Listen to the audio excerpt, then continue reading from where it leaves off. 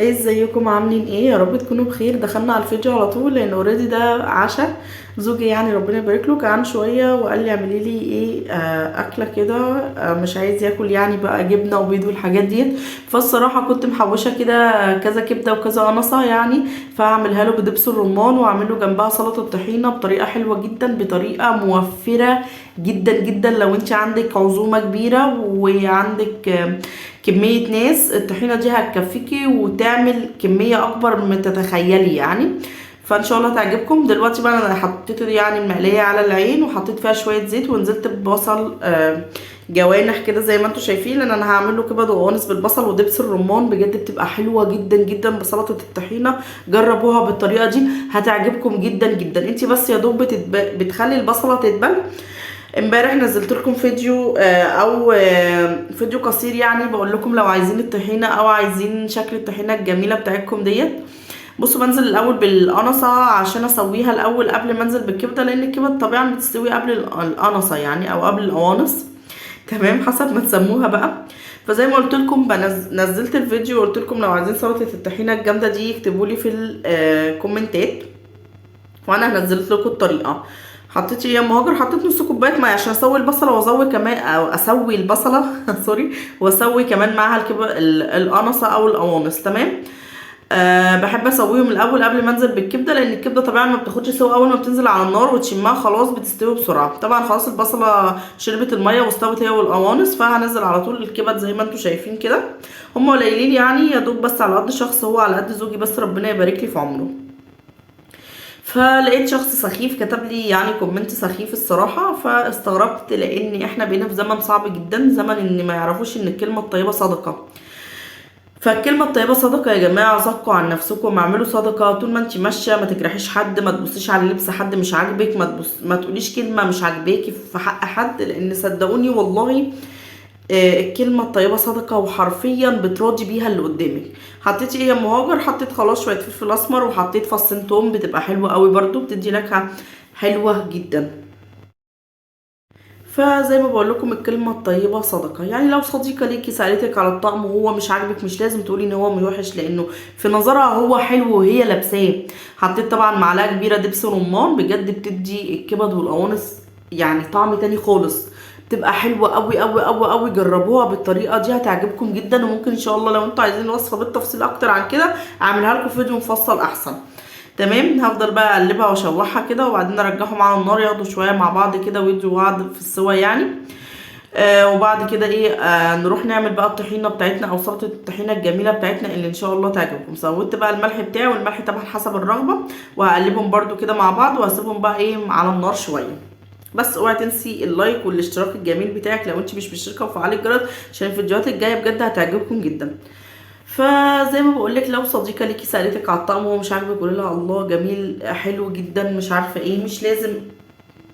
وريكم كده تخطيفه من الكبد والقوانص بعد ما حطيتها في الطبق. بحب ازينها له كده واحط له حواليها شيبسي، بس هوريكم بقى الشكل النهائي خالص في اخر الفيديو. هنعمل بقى سلطه الطحينه الجميله بتاعتنا. معانا طحينه ومعانا علبه زبادي ومعانا كمون ومعانا دقيق. دقيق مهجر او معانا فصين توم ومعانا خل، لان حرفيا الدقيق دوت كل ما تحطي الدقيق على الطحينه كل ما الطحينه تكتر وتتقل، وتقدري ان انت تعملي منها بكميات كبيره وبتبقى طعمها حلو ومتكونش يعني ما بتفرقهاش عن بره وعن اي حاجه. بجد بتبقى حلوه جدا والدقيق مش بيأثر فيها عموما.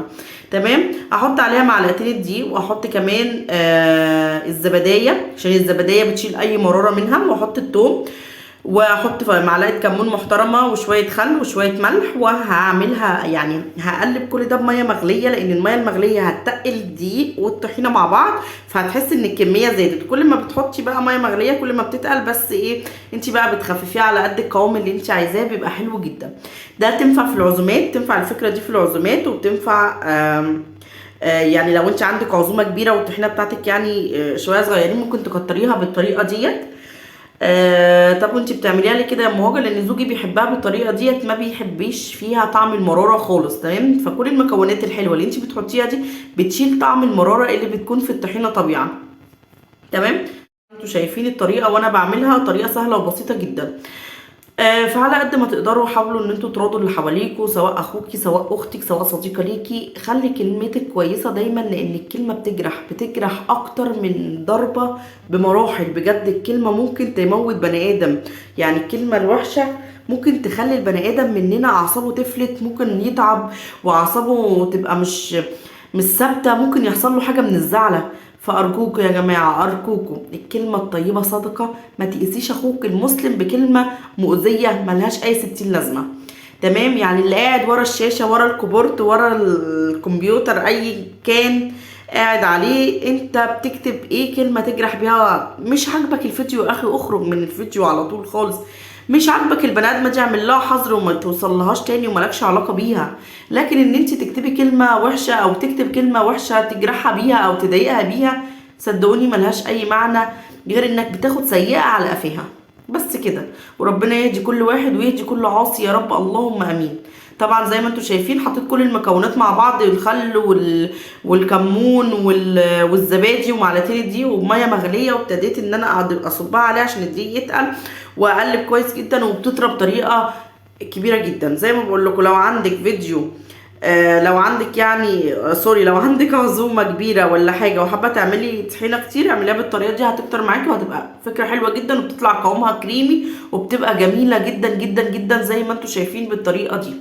تعالوا بقى اوريكم وجبه العشاء الجميله بتاعتنا اللي هتعجبكم ان شاء الله، وهتحطوا لها اللايك الجميل بتاعكم.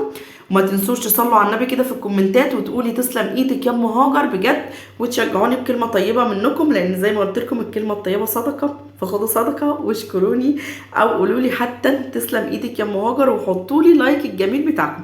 هتحطوا لي اللايك الجميل بتاعكم هرضى وهكون مبسوطه بيه جدا جدا جدا. انا بقلب في الطحينه عشان اوريكم القوام الجميل بتاعها، وده الشكل النهائي بتاع الوجبه بتاعتنا النهارده. اوعي تنسوا اللايك الجميل بتاعنا، وتكتبوا لي في الكومنتات كده دعوه حلوه منكم يا ريت يعني. طبعا زي ما انتم شايفين الوصفتين حلوين جدا ومقدماهم بشكل حلو جدا، وصرفتش فيهم اي جنيه لان كل حاجه متوفره عندي في البيت. متنسوش اللايك الجميل بتاعكم بقى.